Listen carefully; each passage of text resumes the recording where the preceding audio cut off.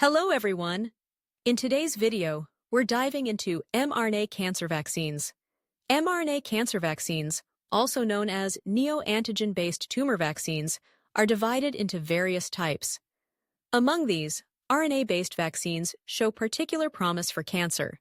They can quickly express antigens within the cytoplasm, triggering a powerful immune response. Plus, they avoid risks associated with genome integration and T-cell tolerance.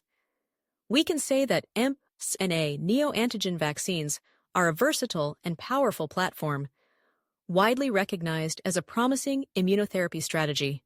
Next, let's take a look at some key milestones in mRNA cancer vaccine development. In the early 1990s, mRNA vaccines for tumor prevention started emerging. However, early mRNA molecules were limited by instability and low expression efficiency.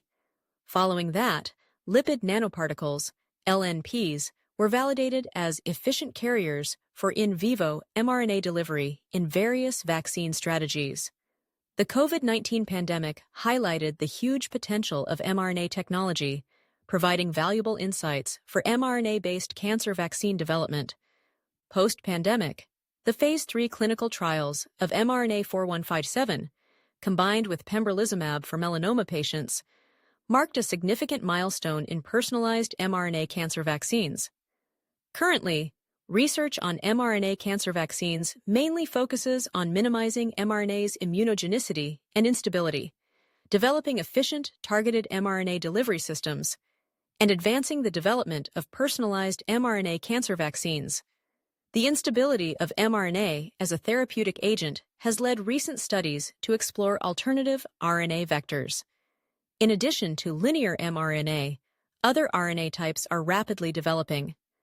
This slide shows the different types of RNA expression vectors used in mRNA cancer vaccines. Self-amplifying RNA, saRNA. With self-replicating and translation abilities, saRNA can trigger detectable protective immune responses with minimal doses, making it efficient for cancer vaccines. Several preclinical studies are exploring this potential. Circular RNA, circRNA. With a covalently closed circular structure, circRNA shows higher stability than mRNA due to its resistance to RNases. Research suggests circRNA molecules encoding antigens or cytokines are more effective in tumor suppression than mRNA vaccines. Recently, circFAM53B, a tumor-specific circRNA, demonstrated anti-tumor immunity, showcasing the potential of circRNA in immunotherapy. comRNA. A new advance involved hybridizing short double-stranded RNA, dsRNA, with single-stranded mRNA, forming a dendritic comb structure that acts as both an antigen expression vector and an immune adjuvant. This method allows precise control over the immunostimulatory strength in mRNA vaccines. Next, let's briefly explain the mechanism of action for mRNA vaccine platforms. Starting from step 1, mRNA is transcribed in vitro, IVT, from a DNA template in a cell-free system. It is then transfected into dendritic cells, DCs, through endocytosis. After endosomal escape, the encapsulated mRNA is released into the cytoplasm, where it's translated into antigenic proteins. The translated antigen proteins then perform their functions within the host cell.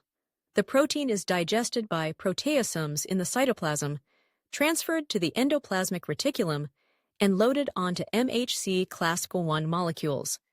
This MHC peptide complex induces an immune response, while exogenous proteins absorbed by DCs are processed via the MHC2 pathway, eventually being presented by MHC2 molecules.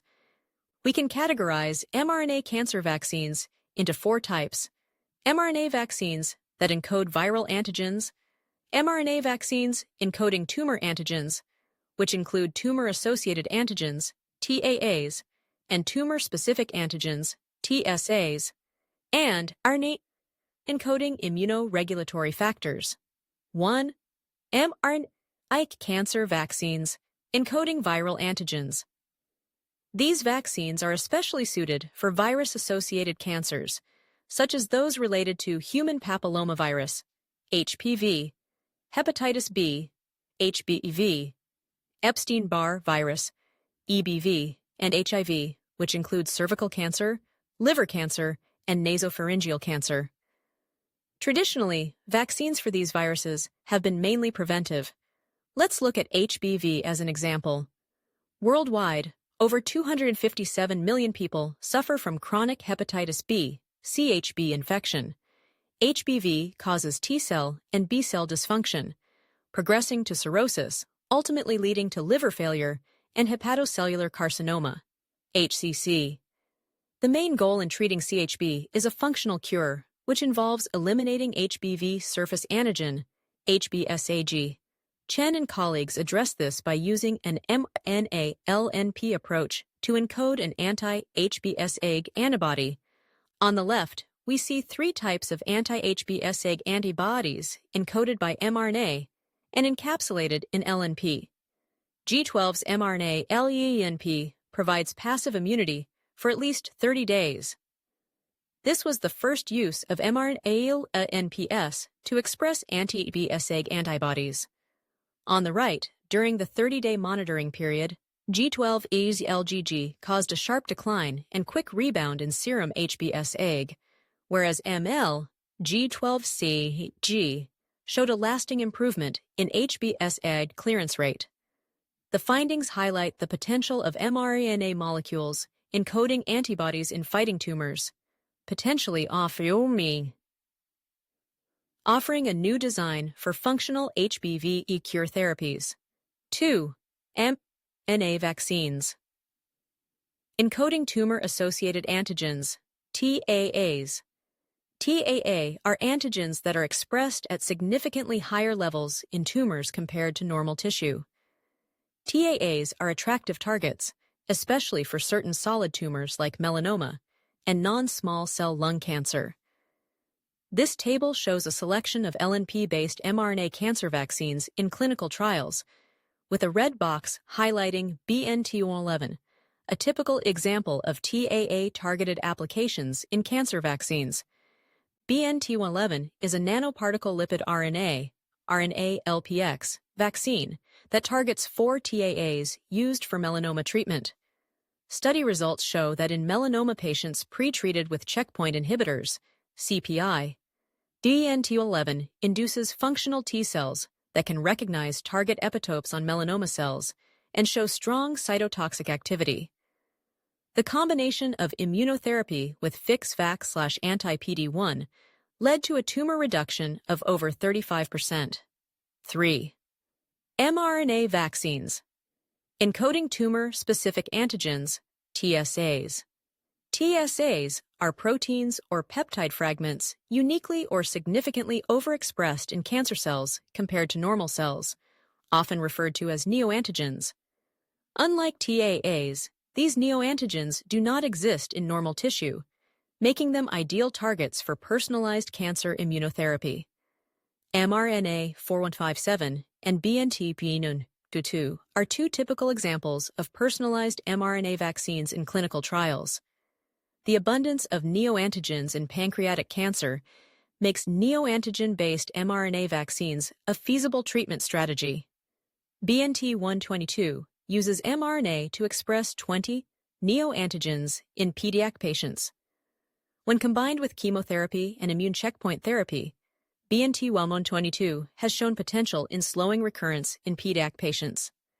mRNA 4157 encodes 34 antigens targeting unique mutations in the DNA of individual patient tumors. It is being tested in melanoma, non-small cell lung cancer, and other solid tumors. Compared to pembrolizumab monotherapy, the mRNA 4157 pembrolizumab combination improved recurrence-free survival with manageable safety.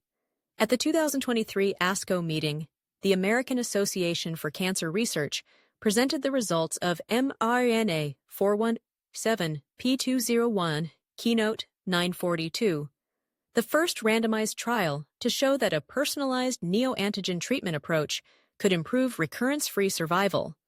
RFS, and distant metastasis-free survival, DMFS. In February 2023, the FDA granted Breakthrough Therapy designation to mRNA 4157, combined with pembrolizumab as an adjuvant treatment for high-risk melanoma patients after complete resection. The combination of mRNA 4157 and pembrolizumab has entered Phase 3 clinical trials, marking it as the first mRNA cancer vaccine to reach this stage. 4. mRNA cancer vaccines encoding immunoregulatory factors. The immunosuppressive tumor microenvironment, TME, is characterized by limited T-cell infiltration or an abundance of immunosuppressive cells, leading to resistance to current therapies. Cytokines play a crucial role in regulating cell-to-cell communication between immune cells. Delivering cytokines, co-stimulatory ligands, or other immunoregulatory factors via mRNA can effectively reshape the immunosuppressive TME and enhance tumor sensitivity to various immunotherapies.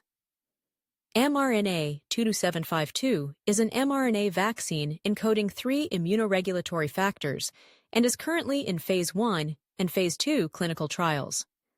Intratumoral ITU injection of mRNA 2752 combined with durvalumab is being tested in patients with advanced solid tumors and lymphomas to increase endogenous anti-tumor T-cell responses against patient tumor mutations. Phase 1 results show that mRNA 22752, as monotherapy or combined with durva, is tolerable at all dose levels studied, leading to tumor shrinkage.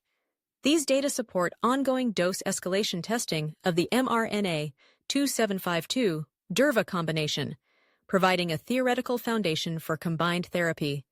For most cancer patients unresponsive to current immunotherapies, therapeutic cancer vaccines represent a promising option, offering safety, specificity, and the potential for long-lasting responses.